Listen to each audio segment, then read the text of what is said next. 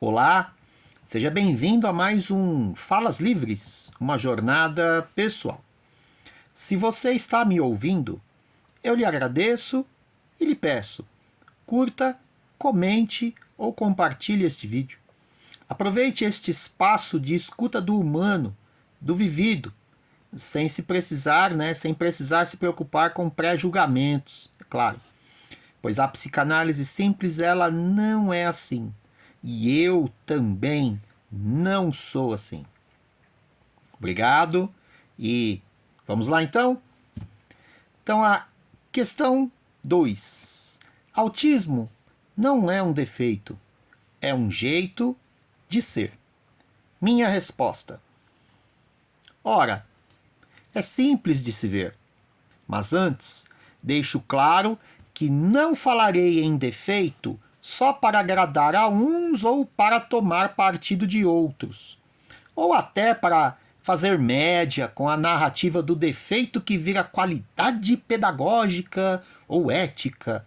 Tão acolhedora, eu reconheço, mas muito rasa.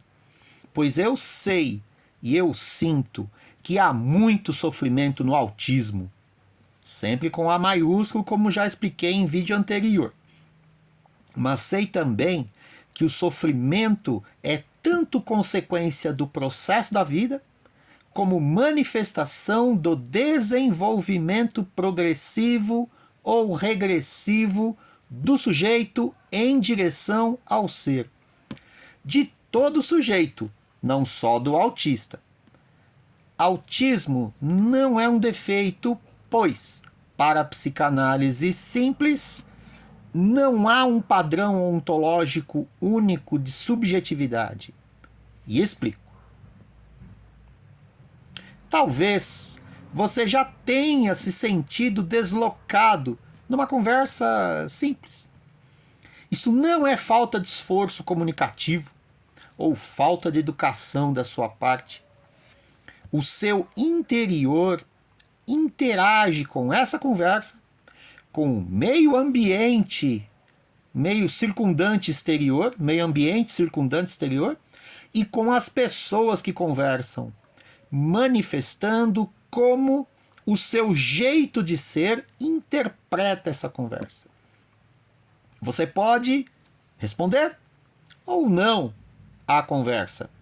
E se não quiser responder, tudo bem, pois você é livre, não é mesmo? E se responder, pode livremente responder de tal ou qual modo, mais ou menos metódico ou simpático, por exemplo. E também está tudo bem. Sua liberdade permite ser diferente. Talvez o defeito esteja em querer consertar o que é diferente. Veja, considere que todos nós estamos sujeitos ao mundo. Entre o que nos afeta interiormente e o que vem de fora, está um espaço simbólico que manifesta como todos nós podemos ser a partir disso tudo que nos afeta, interiormente ou exteriormente. Essa fronteira entre o exterior e o interior eu chamo psicanaliticamente de borda simbolizante, que se expande à medida que a nossa mente se desenvolve em direção a um jeito singular de ser. E a resposta: o autismo é um desses jeitos singulares de ser. Então veja, agora fazendo alguns comentários mais livres, vamos dizer, né? Que eu digo são falas livres, né? Mas eu preparo o texto para que eu possa oferecer a vocês, né? Então, tem toda uma reflexão, uma fundamentação, e aos poucos os vídeos, né, eles vão demonstrando essa fundamentação, né? Tem alguns pontos que eu coloquei aqui, mas só para lembrar, né, da questão da fundamentação. Quando eu digo autismo com A maiúsculo, eu estou dizendo da lente que se pode utilizar para se fazer uma leitura de mundo, do vivido do humano, né? Então, o autismo é uma lente, assim como o fenômeno da neurose, né? A neurose foi para Freud essa lente, né? E depois vieram todos os desdobramentos. Para Lacan foi a psicose. E depois vieram todos os desdobramentos. Para o autismo, isso ainda não aconteceu na psicanálise, até onde eu sei. Então eu vejo muito o autismo como uma lente, ó, um óculos. Sabe quando você põe uma lente e fala, pô, agora eu estou enxergando melhor. Né? É assim que eu vejo. Tá? Agora, e isso foi falado em vídeo anterior. Então há uma fundamentação teórica para isso. Isso fez parte de no meu TCC de conclusão do meu curso de especialização em psicanálise clínica. Antes disso, eu utilizei uma metodologia filosófica que criei num curso anterior que fiz de filosofia, também foi objeto de um trabalho de conclusão de curso, quer dizer, então tem toda uma fundamentação, né? E nesse vídeo, o foco é assim, mas o autismo, o que ele é? Né? Então, assim, lembrando que o autismo, para mim, é uma categoria filosófica e psicanalítica de análise. Né? A lente, lembre-se, é a lente. Tá? Então, assim, eu não estou desconhecendo todos os aspectos científicos e psicológicos envolvidos. Não estou desconhecendo disso. Mas não é esse o foco. Tá? Então, para a questão do autismo não ser um defeito, que é o que eu acredito, né? Muito pelo contrário, ele é uma riqueza. Essas são outras. Em outros vídeos a gente comenta sobre isso, mas o autismo ele não é um defeito, ele é um jeito de ser. Por quê? Em primeiro lugar, todos nós sofremos, tá? E eu sei e sinto que há muito sofrimento no autismo, tá? Mas eu observo que o sofrimento, tá? Ele é tanto consequência do processo da vida normal, quer dizer, você tá na vida, você vai sofrer, é isso, né?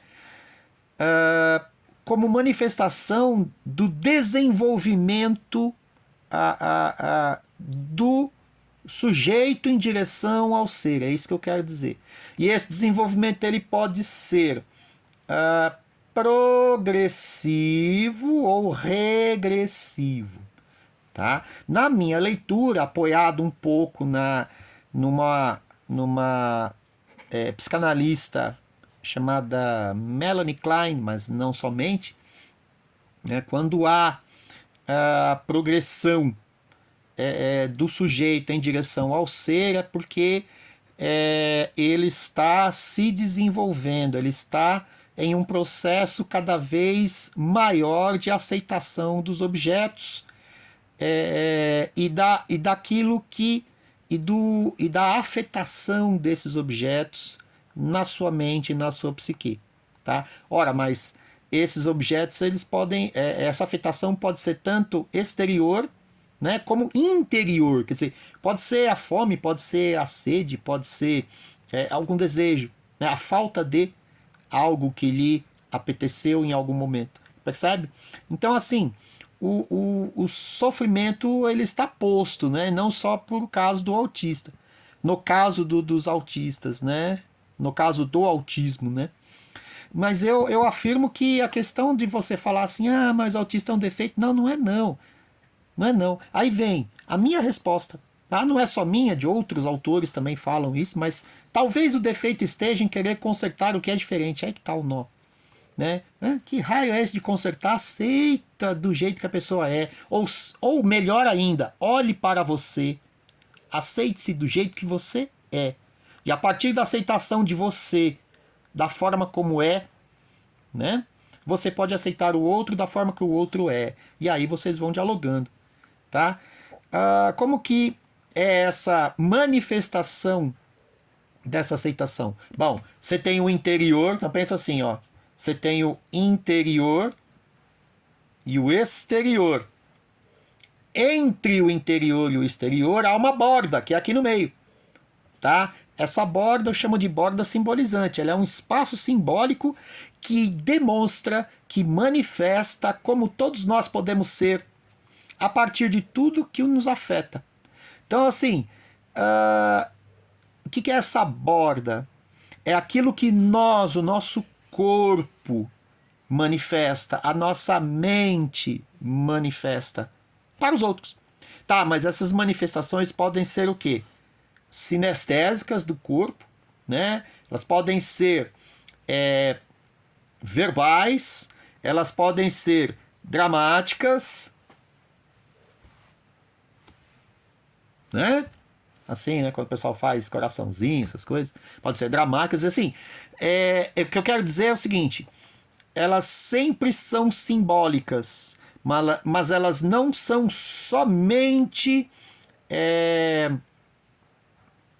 escritas, verbais, elas são não verbais, elas são corporais. Eu penso na inteligência múltipla de Gardner, num primeiro momento, e também na questão do homem ser um animal simbólico, né? Aqui eu estou pensando com o Ernest Cassirer, né?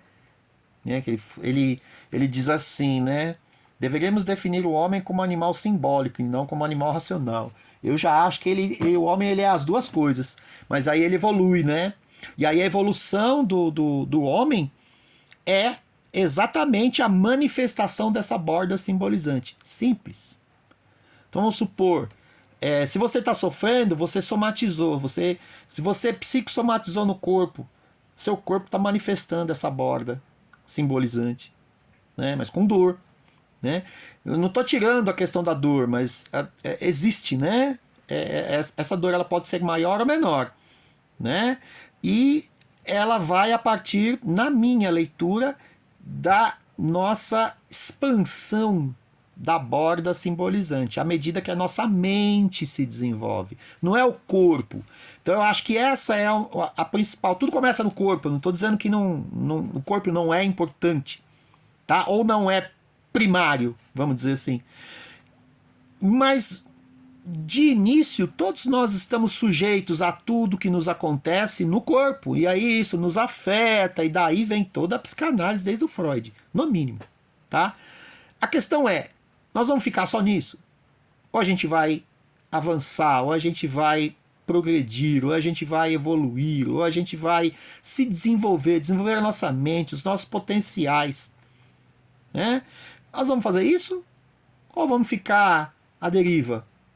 Tá? Eu quando falo nós, eu estou dizendo nós, os que partem a pensar, fazer a leitura de mundo em favor de reduzir o sofrimento.